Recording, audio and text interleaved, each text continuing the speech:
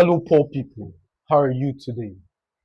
Tonight's content is a special request from an extremely timid guy. He wanted me to create a video on how to approach women. And the reason my content is very special, as you have discerned by now, is we bring extremely unique perspective as touching life's problems. So what we are about to say has never been said before. This is not a regurgitation of something on the internet stripped with personal anecdotes shoved to the audience. Every single thing you'd hear is unique and has never been said before. So on the subject of women, and how to approach women. We aren't going to deal with it from an effect standpoint. Remember, you do not solve problems by solving problems. You solve problems by identifying the cause of the problem and providing solution. The previous content you've consumed have suggested things like confidence, pick-up lines, appearances, which are wonderful in and of itself.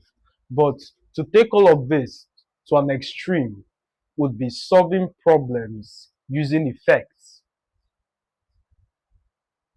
The solution to be able to communicate with women or approach them perfectly is a healthy mindset. You know what's interesting? Once you sustain a healthy mindset, I don't need to tell you to go to the gym, work as hard as possible, become purposeful. All of these external things that they suggest, all of these individual components is a larger term, or it's under the umbrella of a healthy mindset. Let me be honest with you.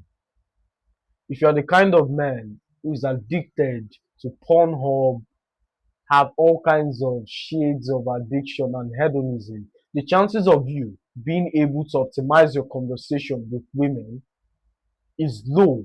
Is little to, or there's little to no chance that that conversation can be optimized. Why? It's not necessarily in the activity, but the bond you destroy with yourself. I'm sure you make the promise, this is the last time it's going to happen. I would never smoke again. I would never log into that website. And where has that led you? Exactly. So a man who can't control himself, who has all of these problems, is most likely going to rely on externalities to achieve that outcome. So before we move on, let's look at the counter arguments, which is rappers, and there are guys, there's someone you know who smokes weeds and is addicted to all kinds of hedonism. It's most likely they don't want to stop. They are comfortable with that lifestyle. But you, on the other hand, who has seen the light, who understands purpose and other aspects of your destiny and life, you know it's wrong. You know there are better things to invest your time with. So relying on externalities then becomes the only solution. I'll tell you something. In college, I was in a shit room, deep in the trenches, and approaching a lady, at least for me, the outcome is intimacy. So my environment alone serves as a deterrent to approach a lady, because you know it's not going anywhere. Plus the kind of background you're in, and you don't have your money right, you don't have good apparels, things like that. So the problem with relying on externalities is if the person you want to approach is perceived as higher than your current outcome, you would defer. So no matter what kind of place you live in, if you think this lady is a superstar, there's no way on God's green earth I can bring this model home to soil her feet in the trenches. No, it's impossible. Then you're going to lose. And I'm trying my best as possible not to recourse towards pickup lines and how to do conversation or say this, say that. No, what those influencers are trying to do is take an extremely complicated argument, reduce it to one sentence in an attempt to get paid, which is failure. All of those pickup lines would work because it's me. I'm 6'4", sexy as hell. Approaching the lady alone, it's enough to get her giggling. But you don't have that kind of leverage. So listen very carefully and understand the point I'm trying to communicate. So a healthy mindset is the best way to approach women with. Relying on externalities, as I have carefully explained, would maybe get you a semblance of results. But what happens when the externalities is no longer there? Plus, even in the absence of those things, you are compelled to explain yourself. Oh, the reason we are taking the ride today is because the car is at the mechanic and she didn't ask you, my bro. That just screams insecurity. Okay, you walk into a place or room that's lower than your standards due to some issues. You feel the need to explain. No, you know what's far more interesting? Mystery. She has this conception of you. She thinks you're poor, and you take her to this nice place after the shitty days. And she's like, wow, where is this? My house? Why did we go there? Then you can explain. It makes more sense. So most of you dilute the mystery before getting chance to appear. And the problem is you lack patience. You're not confident enough to lose the battle in an attempt to win the war. This is what most of you lack: patience, the ability to look small in the short term, to win big or to appear big, to reveal yourself in the long term. And how you do the small things leads to how you do the big things. If you lack patience, it means you're unable to delay gratification. There are things you're not supposed to do, or there are things you can do, but it is much more prudent to invest in the future as opposed to now. Before I got my first car, I had millions in the bank. And guess what? My first car was a Toyota.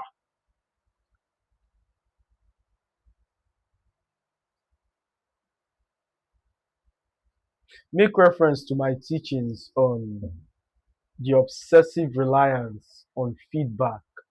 There I expounded, if you rely so much on feedback, it naturally evolves to placing your confidence on results or externalities. Unfortunately, you might end up fixing something that isn't broken because your metric of performance is based on results, is based on the outcome. So if I approach this lady and she rejects, it's something wrong with me or I said something. No, it's not always like that. There are times where she's genuinely not interested.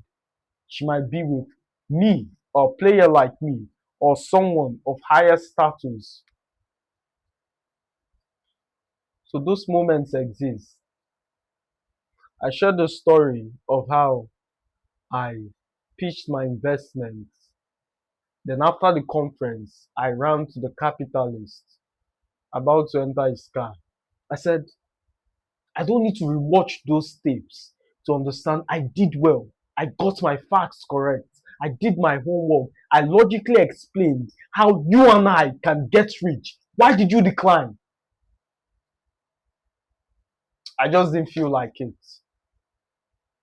And some of you are smiling because it's a venture capitalist way of saying I've exhausted my coffers.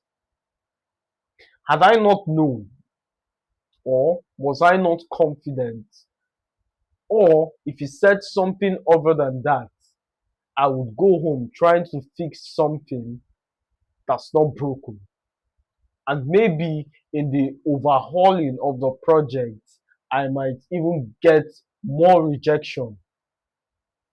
Now, this is not to encourage lack of responsibility or encourage laziness, because I'm sure some peasants in the audience are already jerking off. Yeah, he said we shouldn't take feedback. He said we shouldn't work hard, that I should just be me.